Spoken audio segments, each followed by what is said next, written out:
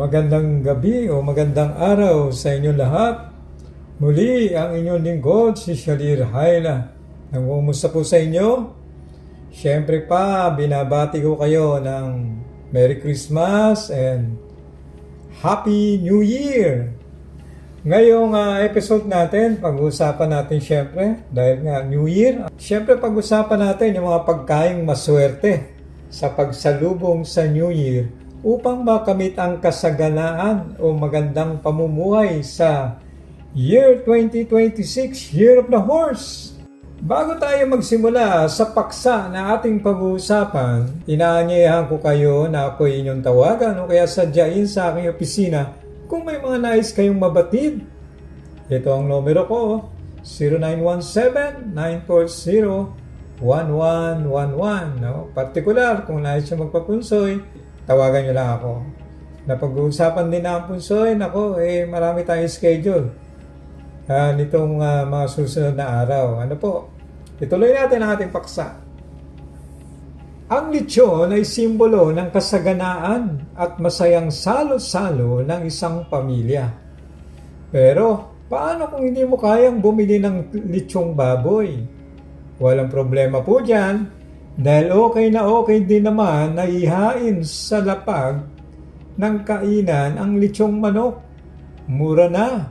Siguradong abot ng kahit na sino. Okay din naman ang lechong baka o lechong kambing o lechong pabo o kaya itik. Ang mga yan pwede nyong ilagay sa hapag ng inyong lamesa sa pagsalubong sa bagong taon. Hindi masamang maghanda ng manok dahil ito'y marunong maghanap ng kakainin. At sa bawat pagkain niya ay nakakakuha siya ng biyaya. Nagpapakita ng pag-ani at pagkakaroon ng biyaya.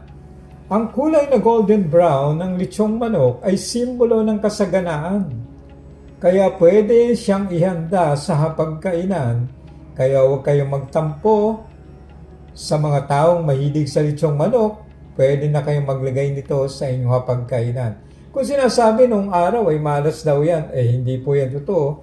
Sapagkat nga, sabi, ang katwiran nila, kaya daw malas itong ihanda dahil isang kahig, isang tuka. Pero mali po, dahil ang isang pagkahig niya ay simbolo ng paghahanap niya ng biyaya at ang pagtuka naman niya ay ang pagkakaroon niya ng magandang swerte dahil nakuha niya yung pagkain. Ano po? Yan ang ibig sabihin. At isa pa, pagsaluhan sa pagsalubong sa bagong taon, ang lechong baboy. Naku, maganda rin yan. Ihain ng buo ito sa lamesa at saka pagsaluhan sa bagong taon. Ito ang isa sa pangunahing ihanda. Siyempre, ihanda nyo. Kung hindi nyo din lamang kaya ang turkey o lechong baboy, lechong manok na lang. Pero nasa ibang bansa, particular sa US, turkey ang kanilang ginagamit na paghahanda sa New Year o sa iba pang part ng Europe o sa Europa. Paborito nila ang turkey na lechon, lechon turkey dyan, o roasted. No? Sa unang araw ng Year of the Horse, mahalaga na pagsaluhan ng buong pamilya ang malaking isda. Yung malaking isda naman ito. Sa unang araw ito, hindi ito sa pagsalubong sa New Year. Ito yung sa unang araw naman. Pwedeng ito'y pinasingawan o yung tinatawag na steam lang. Dapat ang isda ay buo, hindi yung hiniwa na.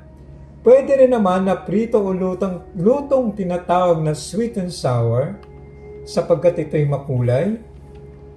Ito ang pangunahing handa lamang at pwede rin na lahukan ng paboritin ninyong pagkain. Ito yung sa unang araw ng New Year, January 1. Huwag rin kakalimutan na ihain sa hapag ang malalagkit na pagkain.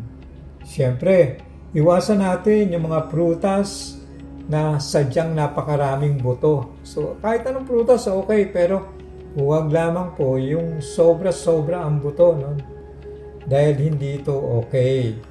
Gawing napakasagana ng inyong almusal, tanghalian, at lalo na sa hapunan. Panatilihing buo at kumpleto ang pamilya sa unang araw ng taon sa pagkainan. Ito'y upang manatili ang magandang samahan o pagkakaisa ng pamilya. Sabi nga, unity. Para sa ating tahanan, mainam ang paglalagay ng Genus Gratia Charm. Ito ang pangunahing pampaswerte sa tahanan, pamilya at negosyo. Makatutulong ito upang ilapit ang swerte sa pamilya. Bukod pa nga sa ilalayo tayo sa masamang kapalaran. Ipwesto ang Genus Gratia Charm sa inyong living room. Partikular doon sa nasisikatan ng araw. Pero kung hindi naman nasisikatan ng araw ang inyong bahay, pwede rin naman ito sa isang part ng inyong living room kung saan tinatamaan ng liwanag ng bombilya o ng bulb. Ano po? Mapapansin na ang Genus Gratia Charm ay kumakatawan sa 3 kapangyarihan. Ito ang power, success, at good health. Pinagsama ang 3 kapangyarihan sa isang lucky charm na Genus Gratia upang makamit nyo ang maswerteng buhay, mapayapa at pagkakaroon ng maayos na kalusugan ng buong pamilya. Ang mga pagkain ay hahanda sa pagsalubong sa New Year, kinakailangan na huwag labis-labis. Importante na ito ay maubos. Kung sakaling hindi naman maubos at may mga kamag-anakan na laging bisita kayo, pwedeng ibigay sa kanila. Napakahalaga din po kasi ng pagbibigay. Iwasan lamang natin na magtapon ng pagkain sa unang araw ng taon. Kung sakali na hindi talaga pwede ang pagkain at napanis na ito, mainam na palagpasin muna ang unang araw ng 2026 bago mo ito itapon. Masama po magtapon ng biyaya sa unang araw ng taon, pwedeng sa buong taon mangyari ito sa inyo. Magtampo ang biyaya ng langit. So yan po, yung doon sa nagtanong sa atin, no, na tagapanood, partikular sa maswerteng pagkain, yan na po, tinalakay na po natin.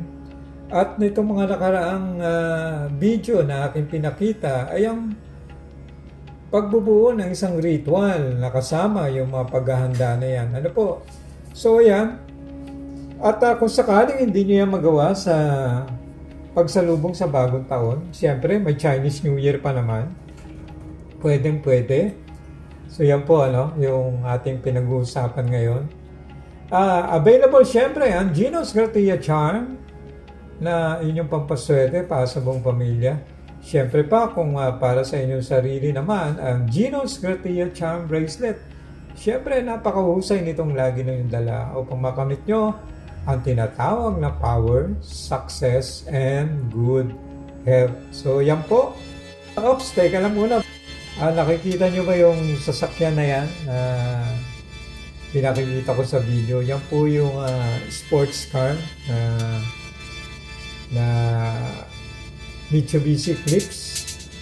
Makinis na makinis, maganda. So, kung nais yung bilhin, pwede naman nyo akong tawagan sa numerong 0917-940-1111. Gusto ko na rin kasi magpalit, no, ng medyo mas malaki. Kaya doon sa mga mahilig sa sports car, pagkakataon nyo na, ang presyo niyan, kayang-kaya ninyo, nasa 520,000 yan. Ang original na presyo po niyan, 700,000. So yan po, kung nais nyo magkaroon yan, tawagan nyo lang ako sa nabanggit kong numero. So yan, at muli, pakishare lang ang video ito sa inyong mga kaibigan, kapamilya, kapuso, kasambahay. At sabi ko nga, sa bawat pagtatapos ng ating programa, ang lagi kong sinasabi, ang mabuting gawa, ilalayo ka ng Diyos sa masama at dadaling ka sa magandang biyaya. Subscribe lang! Click yun lang yan! Thank you!